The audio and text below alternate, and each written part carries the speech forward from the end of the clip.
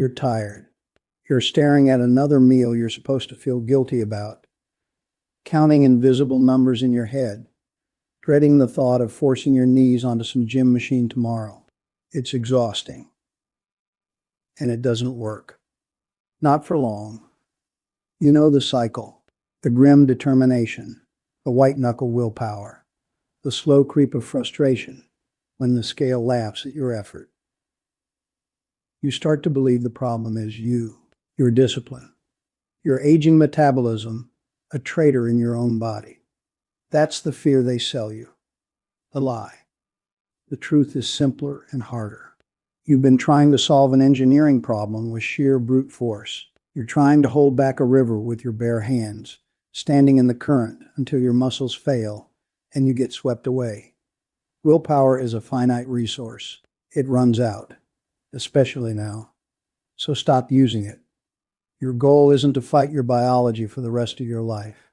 Your goal is to recruit it, to set up your day so your body automatically leans toward the weight you want, without a single internal debate about cookies. You do that by hacking the environment, your kitchen, your living room, your daily routines. You turn your own life into the tool. By the end of this, you'll know 5 specific, research-backed methods to passively burn more calories and eat less without dieting, without the gym, without the internal screaming. We start with the biggest, most overlooked calorie burner you own. It's not your treadmill, it's your entire day. Non-exercise activity thermogenesis. NEAT. It's a clinical term for a beautiful idea. All the energy you burn by not sitting still. Fidgeting, standing up. Walking to the mailbox, pacing while you're on the phone. It's the background hum of a living body. And after 50, it's the first thing to vanish. You sit more. You move less without thinking. And that slow leak of movement costs you. Your metabolism naturally slows about 1 to 3% per decade. That's the leak. NEAT is the patch. Small, consistent movements throughout the day can defend against that entire decline. We're not talking about exercise. We're talking about movement snacks. Stand up every 30 minutes. Just stand. Park at the far end of the lot. Do a lap around your kitchen while the coffee brews. The goal is accumulation. 2.5 total hours of this light activity, spread like gravel across your day. Don't aim for 30 punishing minutes on a bike. Aim for 500 to 1,000 steps more than you did yesterday. Get a simple step tracker. Ignore the 10,000 step myth. Just beat your own baseline consistently. The surprise? Fidgeting counts. Holding your posture upright counts. These are measurable burns. Your body is a furnace that wants to stoke its own fire. Let it. This is the foundation. Movement you don't schedule. Movement that just happens because you designed your day for it. This is liberation from the idea that exercise is the only thing that counts. It's not.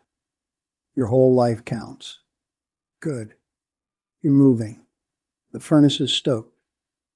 Now we stop the leak on the other side. The intake. You're not in the gym. You're in your kitchen. That's the real battlefield. And you're about to win it without a fight. Your brain is a terrible judge of quantity. It relies on visual shortcuts. Illusions. We use that. The plate and glass illusion. Your dinner plate is a liar. A 12-inch plate makes a normal portion look pathetic. A 10-inch plate makes the exact same amount look like a feast. Your brain sees a full plate and thinks enough. It's that simple. Switch to your salad plates for your main meals tonight. Do it. Tall, thin glasses for anything with calories. Juice, wine, milk. The vertical line fools the eye. You'll pour less. You'll drink less. The result? A 20 to 30% reduction in calories per meal. No hunger. No deprivation. Just a smaller circle of China. The color matters too. White pasta on a white plate is a calorie ghost. You lose track. Put it on a dark blue plate and you see it. Your brain registers the volume. This isn't dieting. This is home economics with a side of psychology. And it works especially well on the foods that sneak up on you as you age. The starches, the dense stuff your digestion handles slower now. Here's the scary part. The size of the package you eat from matters more than your actual hunger. Eat from the family-sized bag of chips, and you will eat a family-sized amount. Your brain takes its cues from the environment, not your stomach. So change the environment. Serve from the stove onto your small plate. Leave the big bowls in the cupboard. You look ridiculous eating a steak off a salad plate. You'll feel full anyway. Now we go deeper, past the eyes, into the gut, the protein priority. This is where you stop playing defense and start giving your body the one thing it desperately needs to run efficiently: muscle. Muscle is your metabolic engine. After 50, your body becomes resistant to the signals that build it. Anabolic resistance. It's a fancy term for your body ignoring the memo to maintain itself. Protein is the memo you send by certified mail. It triggers satiety hormones, chemicals that tell your brain you're done eating, more powerfully than anything else. The rule is stupidly simple. Eat the protein on your plate first, before the bread, before the potatoes, the eggs, the chicken, the fish, the lentils, the Greek yogurt. First, aim for 25 to 30 grams per meal. For a 155-pound person, that's about 70 to 85 grams a day. Easy sources: cottage cheese, canned salmon, a couple of eggs. This isn't about choking down chalky shakes. It's about order and priority. And the bonus? A high-protein breakfast has a second meal effect. It quiets the hunger for lunch in a way a bagel just can't. It's a metabolic gift you give your future self. Forget the kidney myth. If you don't have pre-existing kidney disease, this is not a concern. Your kidneys are fine. Your muscle mass is not. Feed it. This is the pivot. We've handled the external environment, your movement, your plates. Now we hack the internal one, your biology. Starting with the most common mistake your brain makes after 50. It confuses thirst for hunger, mild, chronic dehydration. Your thirst signals get dull. You feel a pang. You think you need a snack. You need a glass of water. The pre-meal water rule. 500 milliliters. About 16 ounces. 30 minutes before you eat. It fills the stomach. It triggers stretch receptors. It tells your brain incoming volume. Studies show it reduces the calories you eat in that following meal. Make it a ritual. A full glass of water before breakfast, lunch, dinner. Herbal tea counts. Sparkling water counts. The goal is volume and timing. It's a deliberate, timed intervention. Not just drink more. Drink now. Before.